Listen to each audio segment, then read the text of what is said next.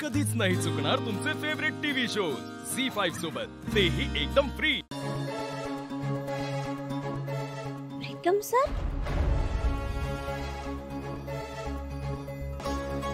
Pritam sir आता cigarette कशा पायी वाढतायत? पुन्हा दिशा मॅडम यांचं भांडण झालं का काय?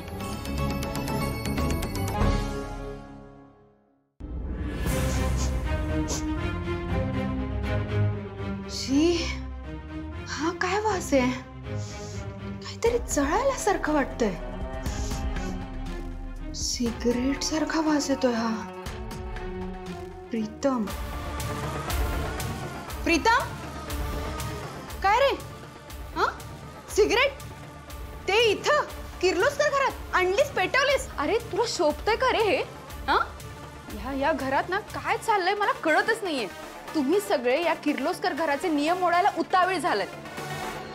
ते काय नाही, मला हे अहिल्या बहिणींना आत्ता जाऊन सांगायला लागणार आहे। आणि ऐक प्रीतम, तुला कळतंय, दिशाला जर हे सगळं कळलं ना, असं लग्न मोडेल तुझं। बरंच होईल। काय? काय नाही, ते काय नाही। मी अहिल्या बहिणींना सांगणार म्हणजे सांगणार। ऐक ना, उद्या उठून कळलं ना त्यांना की मला हे माहिती होतं, तर अशा बोलतील, दामिनी जर तुला आधीच माहिती होतं हे आणि तुला संशय होता तर मग तेव्हाच बोलायचं ना।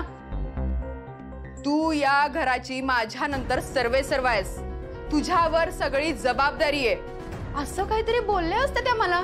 नाही नाही, मला काही करून तुम्हाला सांगायलाच पाहिजे। तू थांबत। त्यो सिगरेटचा वास नाही, त्यो ना याचा वास आहे, हे बघा।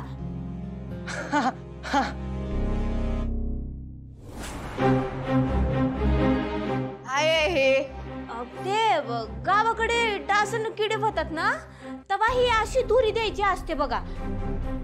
ही बघा, ही अशी। हा, आणि ते शेणकूट आणि 2-3 औषधी झाडांचा पाला ना जाळायचा आणि ह्याच्यामध्ये टाकायचा। एक बी डास राहत नाहीत घरात।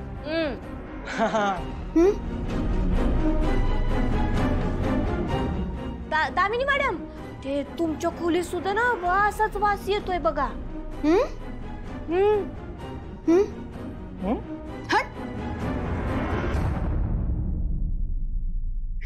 थँक्स यार जादूगर। प्रीतम सर, प्रीतम सर, काय चाललंय तुमचं? आणि सिगारेट काय वाढताय तुम्ही? आणि ते बी घरात? अहो, सिगारेट किती वाईट गोष्ट आहे, कसले कसले आजार होतात माहित नाही का तुम्हाला? ते बी जाऊ द्या, तुम्ही घरात बसून सिगारेट वाढताय, हे जर का अहिल्या मॅडम न कळलं तर काय होईल? जर केलंय का तुम्ही? केला यार पारू, हे बघ मला सगळं कळतंय, पण त्या दिशाचा विषय आला ना की मला सुचत नाही यार काही। झी5 ॲप डाउनलोड करा आणि पहा सर्व एपिसोड्स एकदम फ्री।